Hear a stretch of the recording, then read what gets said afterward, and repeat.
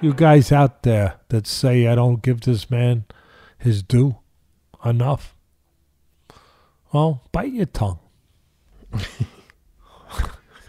You know I love you all, but bite your tongue. Bite your tongue. Number 5 of the greatest knockouts in the history of this marvelous sport. Mike Tyson winning the heavyweight title. A youngest heavyweight champ in the history of the sport. Breaking Floyd Patterson's record. Knocking out Trevor Berbick. Trevor Berbick, I think it was from Jamaica. Solid fighter. Good solid fighter. Good chin. You know. Good enough puncher. Knows how to get through things. How to go rounds. Obviously how to win fights. To be in that position, obviously, right? As a champion. Tyson had been taught as a kid with me and Cuss. And Cuss was the one who laid this out. I'm the one in the gym the first 3 years, whatever, teaching him and, you know, doing the work with him to develop the habits. But Cuss was the one that would always say, he basically broke down the anatomy of a fighter and where the most vulnerable areas were on the body to hit to destroy somebody. That's what do you want me to do? You think we're making cupcakes over here? You know what I mean? So it sounds a little rough. All right, it's a rough sport. So Cuss would say, all right, let's show you the body and the weak spots. No different than a karate master, the pressure points, you know. Cuss is a genius. He wants to have an edge. Okay, here they are. You got the liver. Left hook to the liver. On the right side of the guy's body, just below his elbow. You hit him there and the cap just destroys a guy. His mind's okay, but his body's not, you know. Yeah, his legs are like, hey, you do what you want to do. I'm staying right here. You want to go back in? Go ahead. I'll be over here, by the way. I'll be over here watching.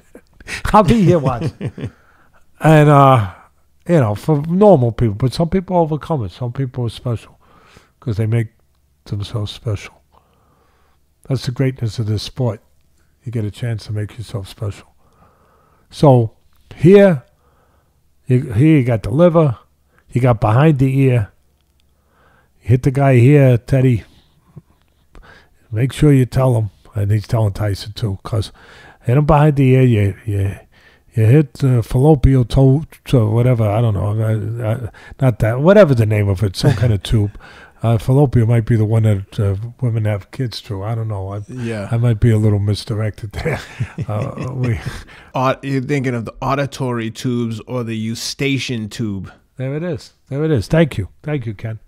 So you hit him behind the ear and you throw the equilibrium off. So even if he gets up, he can't stay up.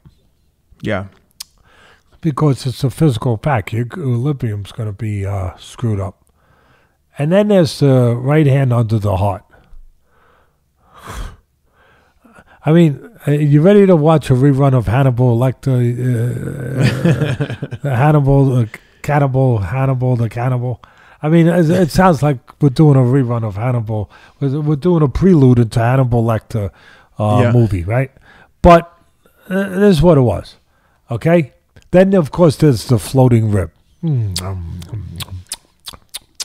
With a little Chianti. I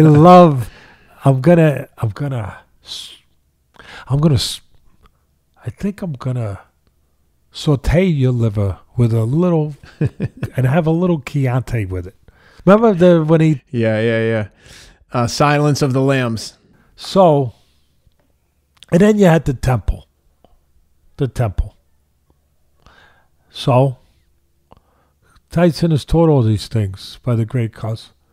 And he's on the inside with Berbick, who's an inside fighter. And he's on the inside with Berbick. And the only opening was the temple. So he hits him a short left hook. We always talked about short punches like the great Joe Louis. And he hits him a short left hook. You know, it doesn't even look. One of the signs of a great puncher is it doesn't even look. It doesn't even look like anything. Like the great Joe DiMaggio, all the great Yankee fans used to tell me that the greatness about Joe DiMaggio out in the outfield, the Yankee Clipper, was it didn't even look like he was like trying. Like it was so effortless. It was so easy, just so natural. Like, you know, and some of the great ones, this punch with Tyson that night, again, like I talked about in another episode where Tyson was so special the night that he fought Spinks. This particular night, he was around the same thing. He knew what was going to happen. Like he knew his destiny. It was like he was just like it had happened already. And he was just going in there to make it official. Like it already played out. Like he already did the fight. And now it's just a matter of going in there and go through. But it's already been done. It's already been done. It's like drawing a picture and now you just have to color it in. So anyway, he's on the inside with Berbick, Tyson. And just boom, don't even look like nothing. Joe DiMaggio in the outfield. And what happens after that? I mean, the mountain comes down. An avalanche. It was like a delayed reaction, too. It was like took a second or two for Berbick to go down. And once he did, the poor guy, his body was separated from his head. The delayed reaction. You said it. I'm so glad you said that. Delayed. It's like he got hit and it's like the guy, you ever see that commercial where the guy up in it's calling all the different parts? You ever see that? Yeah. Hello, legs. Okay, here, coming down here. Legs, we're coming down here. Getting ready to go down. Arm, you're getting ready to collapse. Shoulder, you're getting ready to cave. Okay. You know, and it was like that. It was like the central system, the guy up in the head tower there. The command center. In the command center, the control center. It's like, okay, I think we have to get out of here. Could see when Berbick went down, you could tell his brain was saying, oh, man, I'm down. Like, get up quick. And he jumps back up, and his mind is telling him he's good, but his legs are like on crazy street. He's wobbling left. He goes down once, twice, 3 times through the ropes. Even when Mills Lane steps in, he's still like, let me at him. And they're like, no, you're not. Your legs left a long time ago. Like the guy coming out of the bar. Right. We're just describing it the right way. We're not, again, it's not disparaging. It's real stuff. And the guy out in the bar, I'm fine. I'm fine. Yeah. Do you understand you've been out for 20 minutes? You're not fine. Well, I'm good. I'm fine. You're not fine. You've been laying on the freaking floor for the last half hour. You're not. Yeah. What are you talking about? I actually felt bad. I feel bad for Berbick watching that because he was a good champion, but man, that was embarrassing way to get knocked out. But it was a hell of a way for a star to be born, wasn't it? Oh yeah. For sure. I mean, if you're going to be a star on Broadway, you want to come out and make that Broadway night, make that moment, pull that curtain back, and make a statement, make a moment, right? You want. Yeah. Yeah, I'm just saying, you want the audience to be like they're not going to leave. They're like, they make you open the curtain again.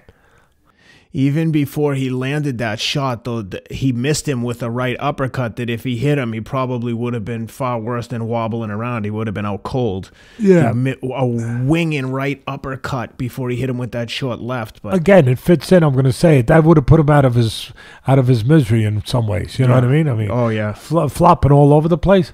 I mean, somebody put this guy out. I mean, it was like one of those movies, like somebody, you know, like a horse with a broken leg. Like somebody put that horse down. And the horse is still trying to run, but doesn't realize the leg isn't behaving. Yeah, I thought I went to rough places, but Ken is, you might have topped me on that one, which is good. It was